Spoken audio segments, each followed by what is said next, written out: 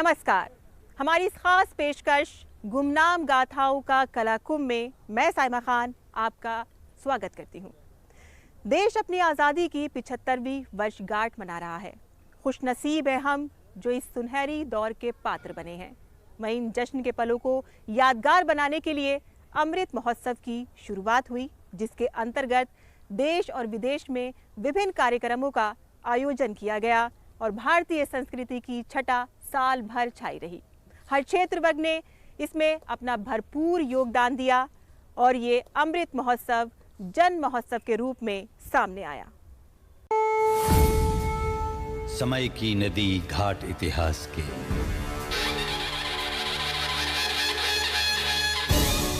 सदी दर सदी पाठ विश्वास के, संस्कृति की धारा सनातन बहे, ऋचाएं कथाएं पुरातन कहे, अनुभव से पाया गहन ज्ञान है, आत्मोन्मुखी योग है, ध्यान है। यहाँ दिव्य परिवेश है शांति का, यह है देश सौंदर्य की कांति का।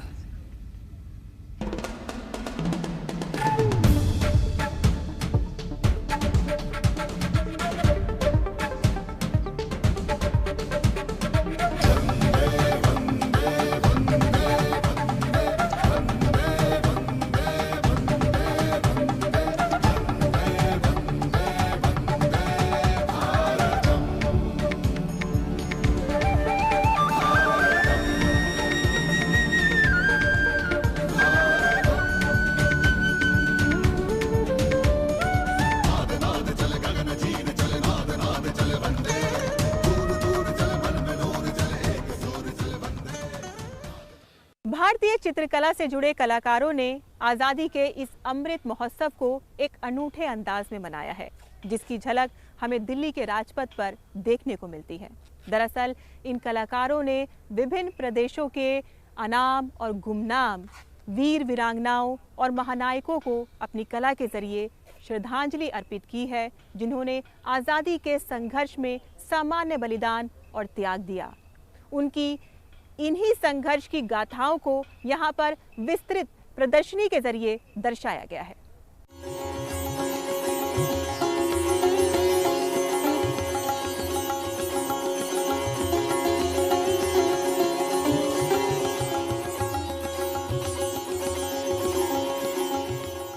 ये विशाल और शानदार तस्वीरें अपने आप में अद्भुत हैं, अनूठी हैं, अलौकिक हैं और अपने बनाने वाले कलाकार की मेहनत, लगन और देश के प्रति उनकी भावनाओं को प्रदर्शित कर रही हैं।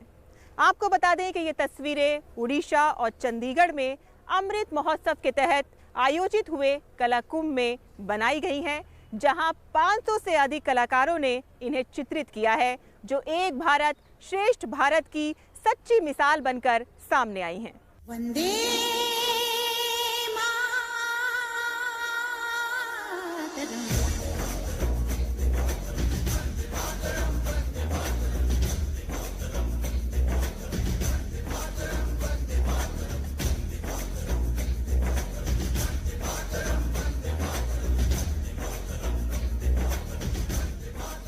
देश अपनी जिस आजादी का अमृत महोत्सव मना रहा है, ये आजादी हमें एक लंबे संघर्ष से मिली है, जिसे हासिल करने के लिए न जाने कितने वीर वीरांगनाओं ने अमानवीय यातनाओं और अत्याचारों का सामना किया और देश की आजादी के यज्ञ के लिए अपनी आहुतियां दी। सोचकर ही रोंगटे खड़े हो जाते हैं कि आजाद भारत के लिए अनगिनत वीर जवानों ने वीर गति पाई और कितने ही महानायकों ने जेलों में दिन बिताए।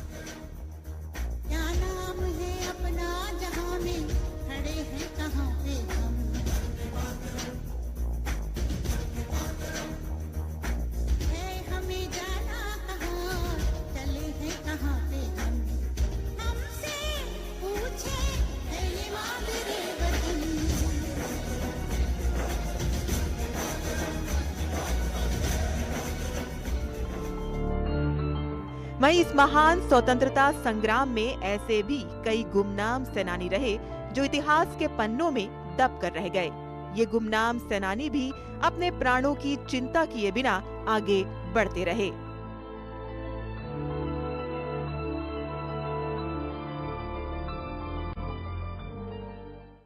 मैं जली हुई राख नहीं, अमरदीप हूँ, जो मिट गया वतन पर मैं वो शहीद हूँ। जहाँ ये चित्रकलाएं लोगों को अपनी तरफ आकर्षित कर रही हैं, वहीं इनके बनने की कहानी भी बेहद दिलचस्प है।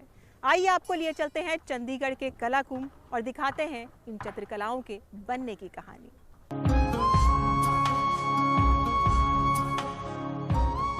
केंद्र सरकार के संस्कृति मंत्रालय और रक्षा मंत्रालय के सहयोग से राष्ट्रीय आधुनिक कला संग्रहालय ने चंडीगढ़ के चितकारा विश्वविद्यालय में कला कुंभ कार्यशाला का आयोजन किया।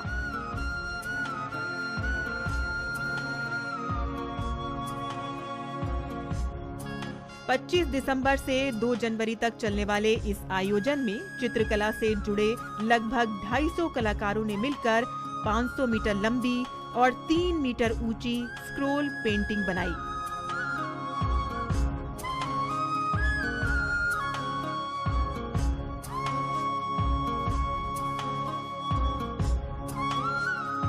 इन पेंटिंग्स में भारत के स्वतंत्रता आंदोलन के गुमनाम नायकों के वीरतापूर्ण जीवन और संघर्ष को चित्रित किया गया।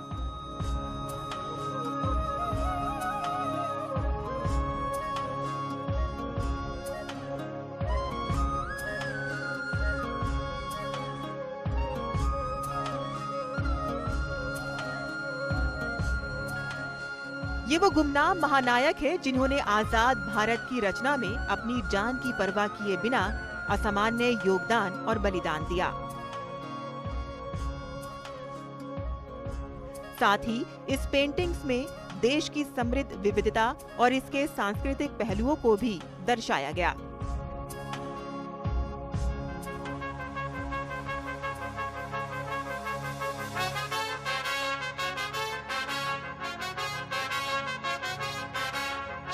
इसके आयोजक मानते हैं कि आजादी के संघर्ष में देश को आजाद कराने में अपना योगदान देने वाले सेनानियों की गाथा को विस्तृत प्रदर्शनी के जरिए दर्शाना इस कला कुंभ का मुख्य उद्देश्य रहा।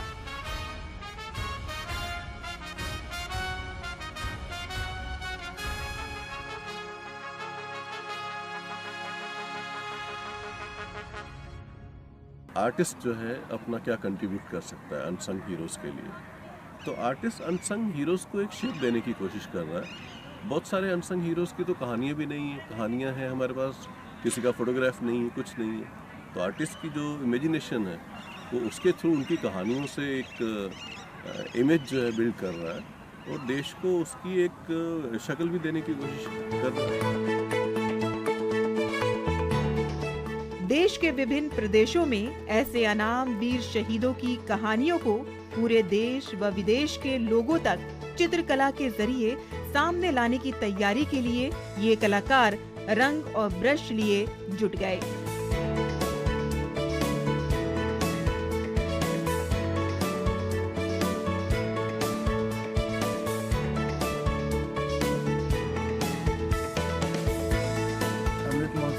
अमृत जो कि एक आज़ादी की लड़ाई को जीतने का ही अमृत को हम सेलिब्रेट कर रहे हैं। यहाँ पे एज ए स्टूडेंट अगर मैं बताऊँ तो बहुत अच्छा एक्सपीरियंस रहा हम सभी का।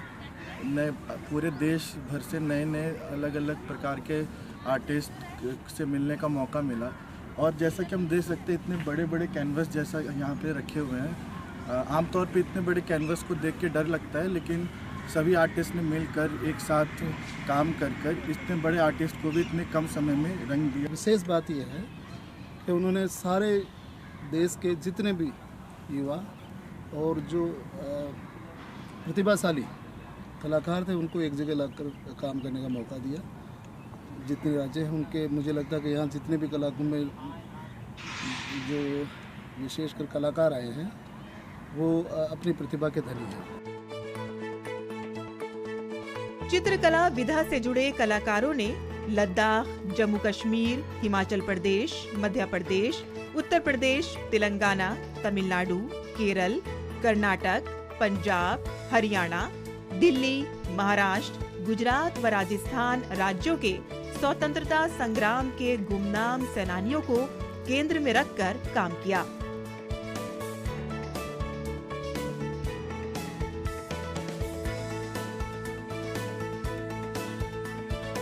लगभग 1 किलोमीटर की दूरी तक फैली इन चित्रकलाओं को देखकर आपको यूं लगेगा कि जैसे भारत की अद्भुत विरासत, संस्कृति, साहित्य के साथ साथ भारत के वीर सपूतों की शौर्य और शुजाअत का दरिया बह रहा है और कह रहा है कि दिल से निकलेगी न मरकर भी वतन की उल्फत, मेरी मिट्टी से भी खुशबुए वफा आएगी। इन राज्यों की कला, संस्कृति, साहित्य, जीवन शैली और लोकप्रिय स्थानों को भी चित्रों के माध्यम से दर्शाया गया है।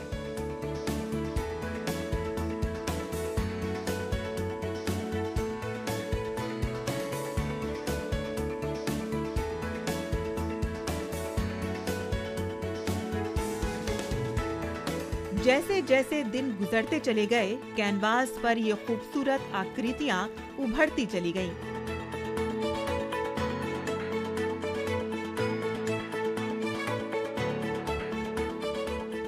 चेहरे, हाव भाव, पेंट के रंग, वेशभूषा के जरिए संस्कृति की झलक दर्शकों के सामने आती चली गई।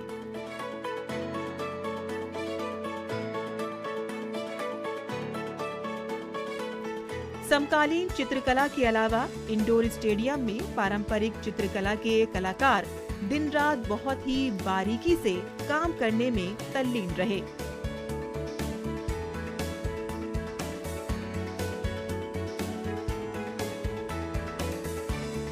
जैसे कि फड़, पिचवई, लधु, कलमकारी, मंदाना, थंगका और वारली कलाकारों के रंग देखते ही बनते हैं। इस आयोजन में राष्ट्रीय कैडेट कोर की महिला कैडेट ने भी हिस्सा लिया और आजादी के गुमनाम नायकों के संघर्ष और बलिदान को दर्शाते हुए चित्र बनाए।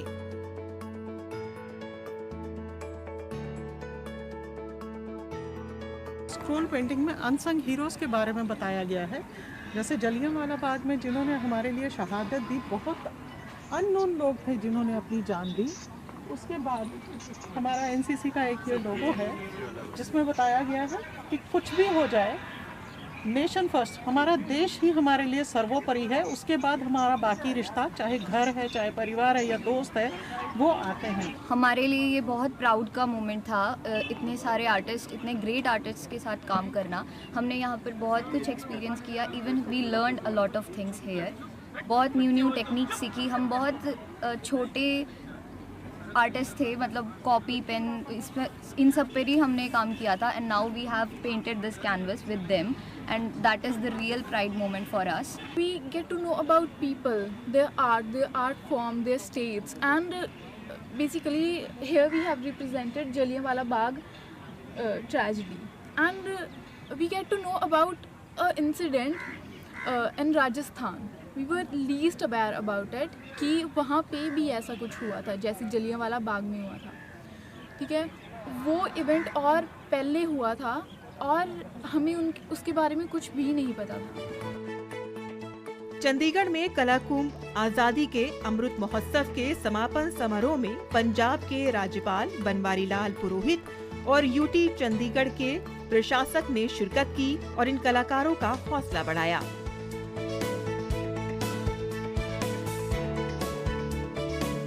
इन अद्भुत और विशाल पेंटिंग्स का दर्शकों पर लंबे समय तक प्रभाव रहेगा और सभी नागरिकों को हमारे देशभक्तों के जीवन के बारे में अनोखे और कलात्मक तरीके से पता चलेगा।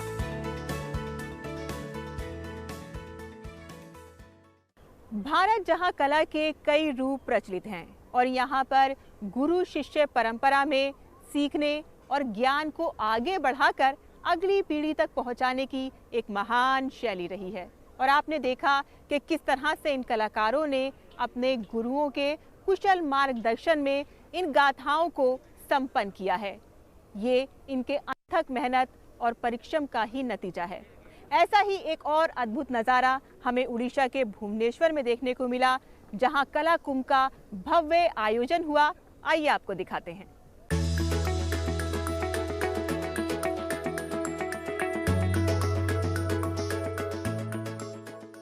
उड़ीसा में 11 से 17 दिसंबर तक आजादी का अमृत महोत्सव के तहत संस्कृति मंत्रालय और रक्षा मंत्रालय द्वारा राष्ट्रीय आधुनिक कला संग्रहालय के सहयोग से कला कुंभ कलाकार कार्यशाला का आयोजन हुआ।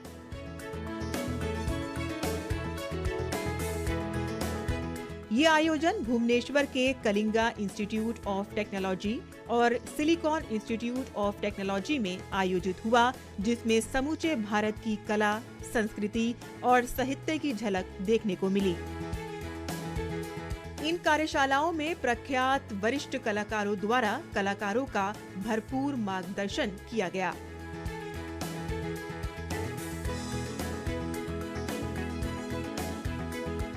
इस कार्यशाला में विभिन्न राज्यों के गुमनाम नायकों के जीवन, रेखा चित्र और योगदान को दर्शाया गया।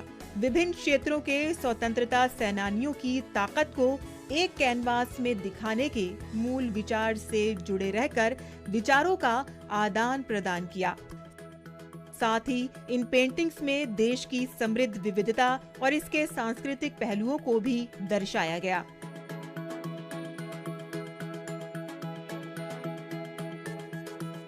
इस कलाकुंभ का मुख्य उद्देश्य भारत के स्वतंत्रता आंदोलन के गुमनाम नायकों के वीरतापूर्ण जीवन और संघर्षों को चित्रित करना था।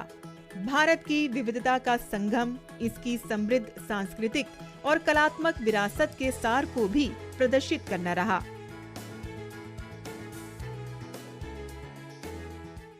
हम लोग बंगाल से है, बंगाल वेस्ट बंगाल से है, कोलकाता बेस्ड आर्टिस्ट है और हम लोग का दूसरा पैनल वहाँ पर बन रहा है और हम लोग को मिला है मौका कि भारत के जो नॉर्थ ईस्ट पार्ट है, नॉर्थ ईस्ट पार्ट के जो अनसंग हीरोज़ है, जो नेशनल मूवमेंट में हिस्सा लिया था और जिनका नाम हम लोग को सुनने को नहीं मिलता है, उसके बारे में हम लोग कुछ बनाएं।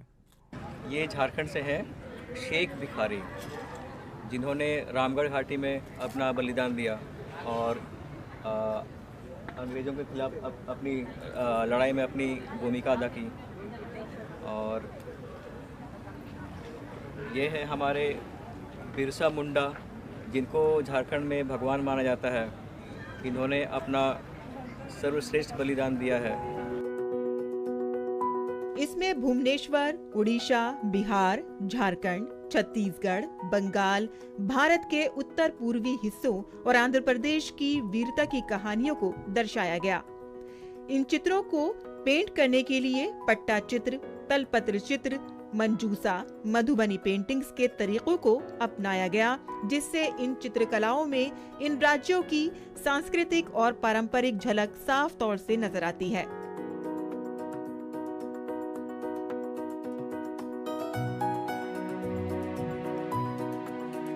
कला कुंभ की कार्यशालाएं एक बड़ी सफलता के रूप में सामने आई, जहां दोनों ही स्थानों पर छात्रों ने इसका दौरा किया और भारत के गौरवशाली इतिहास को जाना।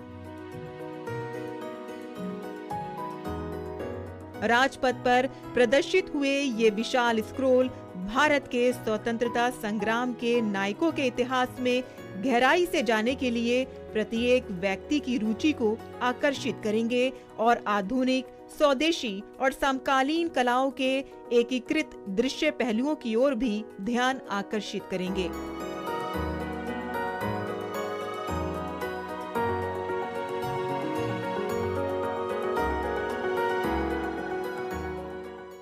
ये बात हवाओं को बताए रखना, रोशनी होगी चिरागों को जलाए रखना, लहू देकर जिसकी हिफाजत हमने की, उस तिरंगे को सदा दिल में बसाए रखना। यहाँ मौजूद हर एक तस्वीर को देखकर आपके दिल में भी देश प्रेम की भावना उमड़ पड़ेगी। और जिनके मार्गदर्शन में ये पेंटिंग्स बनाई गई हैं, national gallery of modern art के महानिदेशक अद्वैत गणनायक इस वक्त मेरे साथ हैं। सर, कला का महाकुंभ, इसके पीछे आपका क्या मकसद रहा? देखिए, हम सोचे थे कि साथ बैठेंगे, साथ खाना खाएंगे, साथ डांस करेंगे, साथ गाना गाएंगे, साथ पेंटिंग करेंगे। हमारी जो indigenous artist, traditional artist, contemporary artist सब मिल के एक ही स्वर में हमारी जो अनसन हीरो है उसको लेके अपना अपना स्टेट का, और इसका रूप भी नहीं था, रूप को इमेजिन करके एक रूप तैयार करना, जिसको कि हम प्लान किए थे मिनिस्ट्री ऑफ कल्चर और मिनिस्ट्री ऑफ डिफेंस कि हम राजपथ में उसको डिस्प्ले करेंगे। उसी हिसाब से हमने शुरू किया था वो कलाकुंभ, और कलाकुंभ 500 से 600 आर्टिस्ट दिन रात काम किए उस टाइम। एक ऐसे गुमनाम सेनानियों को लेकर आपने ये कला कुंभ किया है, तो जाहिर सी बात है कि इन गुमनाम सेनानियों की तलाश करना, इनका रिसर्च करना, ये अपने आप में एक बहुत ही मुश्किल काम है। इसको आपने किस तरह से अंजाम दिया? देखिए, सबसे बड़ी बात है आर्टिस्ट बहुत ही इंडिविजुअल होता है, क्योंकि उसको जब हम कानवास दिए हैं वो बताए ये मेरा एरिया है, तो मैंने बताया भाई लेफ्ट साइड राइट साइड देखो, दोनों का साथ दोस्ती बनाओ और एक हमारा सोचता कि एक ही कानवास लगे। अब सोचिए अजंता एलोरा हम लोग बनाए थे उस टाइम, आप अभी भी काम देख रहे हैं ना, आपको लगे सचमुच एक आर्टिस्ट ने काम किया। तो ये सोच में हमने पहले 2-3 दिन तो हमारा झगड़ा हुआ, भाई ऐसे होगा क्या होगा, किस तरह का रिसर्च, और काफ़ी आर्टिस्ट आगे आके बोल रहे हैं यार भाई मेरा ये अनसन हीरो है, उसको मैं कैसे, उसका तो रूप नहीं है। तो एक सिस्टम को लाने के लिए 2-3 दिन लगा, लेकिन उसका बाद इतना अच्छी तरह से वो लोग काम किए, इतना आपको लगेगा कि नहीं एक ही कानवास जा रहे हैं, एक ही, और विविधता हर प्रदेश का। आप देखिए जो नीचे आप देख रहे हैं ट्रेडिशनल आर्ट वो अलग अलग है, मधुबनी पेंटिंग कहाँ देख रहे हैं, कहाँ कांगड़ा पेंटिंग, कहाँ मिनिएचर पेंटिंग, कहाँ कोई भी ट्रेडिशनल फॉर्म आप देख रहे हैं, पॉटर पेंटिंग की कलकत्ता से भी देख रहे हैं। तो एक अलग अलग में उसमें एक स्टोरी लाइन ले रहे हैं कि अनसन हीरो को अपना सोच में उसको डाल के पहली बार उन लोग साथ मिल के काम किए, और पहली बार इस तरह का एक सिस्टम बना कि एक चीज़ को हम 500-600 आर्टिस्ट साथ मिल के काम कर सकते, ये पहली बार देश में हुआ। तो उसको आप जो देख रहे हैं उसका रिजल्ट अभी मैं बार बार बताता हूँ, उसको आप फील कर सकते कि इतने जो है ना ऊर्जा जो बात कर रहे हैं। आज सुबह भी मैं देख रहा था रिहर्सल है, वो मतलब अब डिफेंस मिनिस्ट्री का साथ हम लोग काम कर आर्टिस्ट, और उसका जो ऊर्जा जो वहाँ पर जो आते थे अशोक चक्र, जो बड़े बड़े सोल्जर हैं जिसको हम महारथी बोल सकते, उनका साथ डायलॉग करना कैसे होना चाहिए, मेरा कानस में ऐसे होना चाहिए, वो जो सोच है ना आर्टिस्ट और ये दोनों मिलके बहुत बढ़िया रूप से उसको बनाए। अच्छा सर, हम ख़ास तौर पे ये देख रहे हैं कि यहाँ पर हर एक तस्वीर का एक कलर करेक्शन है, यहाँ पर एक पेंटिंग्स का कलर करेक्शन है, ये जो कलर्स हैं और ये मतलब इनकी जो पोशाकें हैं, इसको आपने किस तरह से डिज़ाइन करा, इनको आपने किस तरह से सोचा? ये अच्छी बात है कि कोई भी प्रदेश का आप देखते हैं, आप तुरंत राजस्थान देखते हैं ना, आपको लगेगा कि वो पगड़ी है, उसका कलर, वो जो सेंस है पूरा।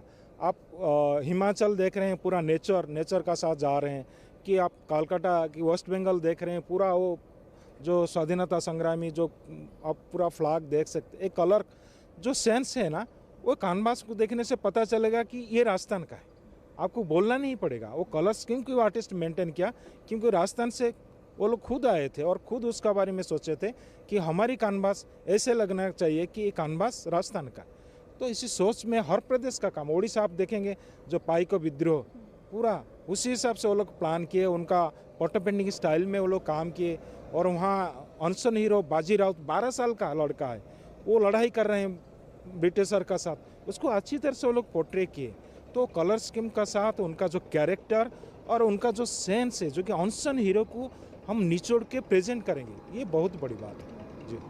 अच्छा सर, इन तस्वीरों को यहाँ पर गणतंत्र दिवस के मौके पर ख़ास तौर से लोगों के लिए दिखाने के लिए आपने इसको यहाँ पर प्रदर्शित किया है, ये ख्याल आपको किस तरह से आया?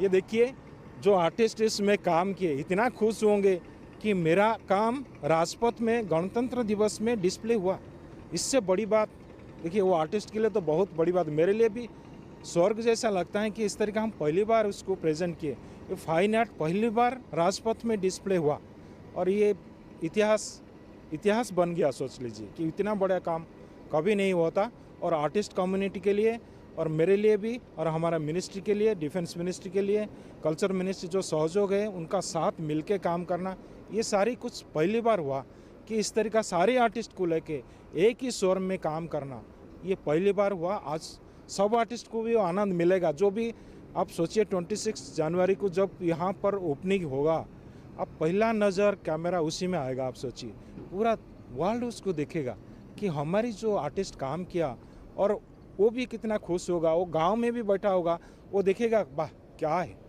मेरा काम भी राजपथ में है। तो इससे खुशी का बात कुछ नहीं हो सकता जी। तो आगे आपने भविष्य के बारे में क्या सोचा है कि आप इन चित्रकलाओं के लिए क्या और आगे ऑर्गेनाइज करेंगे? देखिए, ये हमको बहुत कम टाइम में हम दोनों जगह में, उड़ीसा में काम किए, फिर चंडीगढ़ में काम किए। दोनों यूनिवर्सिटी, किट यूनिवर्सिटी हो कि चित्रकार यूनिवर्सिटी हो, दोनों काफ़ी हेल्प किए। लेकिन हमारा अभी इच्छा है और प्रयास भी हम लोग कर रहे हैं, हर प्रदेश में हम जाएंगे, वहाँ पर जो लोकल आर्टिस्ट उसका साथ बैठेंगे, उसका साथ काम करेंगे। ये कानवास वहाँ भी डिस्प्ले होगा। आप सोचिए, पूरा साल भर ये प्रोसेस चलेगा। तो एक जो अमृत महोत्सव 75 साल हम बना रहे हैं, उसका जो एटमॉस्फेयर क्रिएट होगा, जो सोच तैयार होगा, जो देश के लिए आर्टिस्ट का कंट्रीब्यूशन क्या होना चाहिए, वो जो रूप निकलेगा, ये बहुत बड़ा अमृतमय जैसा होगा। तो ये अमृत महोत्सव में और इस तरह का कलाकुंभ हमने जो तैयार किया, सब लोग चाहेंगे उसमें डुबकी लगाने के लिए। और ये मेरा भी इच्छा है कि इस तरीका, वो भगवान का इच्छा होता है तो इस तरीका आगे आगे वो अपने आप चलता है, ऐसे अकेला कोई नहीं कर सकता। Thank you sir.